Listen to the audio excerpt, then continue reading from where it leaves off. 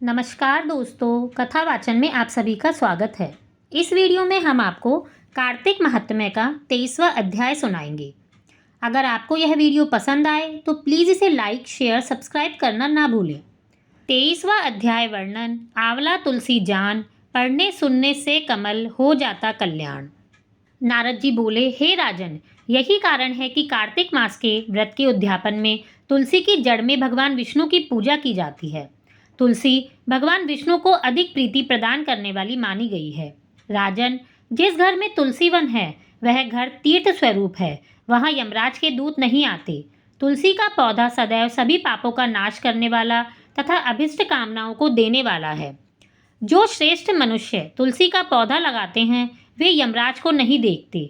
नर्मदा का दर्शन, गंगा का स्नान और तुलसी वन का संसर्ग, ये तीनों एक समान कहे गए हैं। जो तुलसी की मंजरी से संयुक्त होकर प्राण त्याग करता है वह सैकड़ों पापों से युक्त ही क्यों न हो तो भी यमराज उसकी ओर नहीं देखते। तुलसी को छूने से कामिक, वाचिक, मानसिक आदि सभी पाप नष्ट हो जाते हैं। जो मनुष्य तुलसी दल से भगवान का पूजन करता है वह पुनः गर्भ में नहीं आते, अर्थात जन्म मरण के चक्कर से छूट जाते हैं। तुलसी दल में पुष्कर आदि समस्त तीर्थ, गंगा आदि नदियाँ और विष्णु प्रभृति सभी देवता निवास करते हैं। हे राजन, जो मनुष्य तुलसी के काष्ठ का चंदन लगाते हैं उन्हें सहज ही मुक्ति प्राप्त हो जाती है और उनके द्वारा किए गए पाप उनके शरीर को छू भी नहीं पाते। जहाँ तुलसी के पौधे की छाया होती है वहीं पितरों की तृप्ति के लिए श्राद्ध करना चाहिए। जिसके मुख में, कान में और मस्तक पर तुलसी का पत्ता दिखाई देता है उसके ऊपर यमराज भी दृष्टि नहीं डालते, फिर दूतों की तो बात ही क्या है।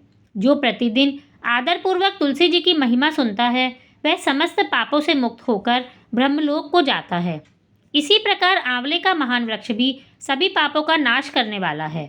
आंवले का वृक्ष भगवान विष्णु को प्रिय है। इसके स्मरण मात्र से ही मनुष्य गोदान का फल प्राप्त करता है। जो मनुष्य कार्तिक में आंवले के वन में भगवान विष्णु की पूजा और आंवले की छाया में भोजन करता है उसके पाप नष्ट हो जाते हैं।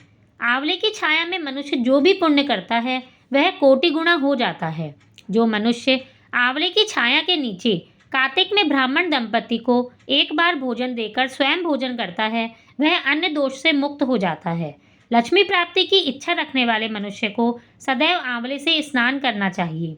नवमी, अमावस्या, सप्तमी, संक्रांति, रविवार, चंद्रग्रहण और सूर्य ग्रहण के दिन आंवले से स्नान नहीं करना चाहिए। जो मनुष्य आंवले की छाया में बैठकर पिंडदान करता है उसके पितर भगवान विष्णु के प्रसाद से मोक्ष को प्राप्त होते हैं। जो मनुष्य आंवले के फल और तुलसी दल को पानी में मिलाकर स्नान करता है उसे गंगा स्नान का फल मिलता है। जो मनुष्य आंवले के पत्तों और फलों से देवताओं का पूजन करता है उसे स्वर्णमणि और मोतियों द्वारा पूजन का फल प्राप्त होता है।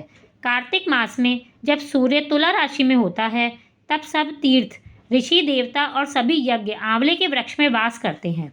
जो मनुष्य द्वादशी तिथि को तुलसी दल और कार्तिक में आंवले की छाया में बैठकर भोजन करता है उसके 1 वर्ष तक अन्न संसर्ग से उत्पन्न हुए पापों का नाश हो जाता है। जो मनुष्य कार्तिक में आंवले की जड़ में विष्णु जी का पूजन करता है उसे श्री विष्णु क्षेत्रों के पूजन का फल प्राप्त होता है। आंवले और तुलसी की महत्ता का वर्णन करने में ब्रह्मा जी भी समर्थ नहीं है, इसलिए धात्री और तुलसी जी की जन्म कथा सुनने से मनुष्य अपने वंश सहित भक्ति को पाता है। इस तरह से कार्तिक महात्म्य का 23वां अध्याय समाप्त होता है। धन्यवाद।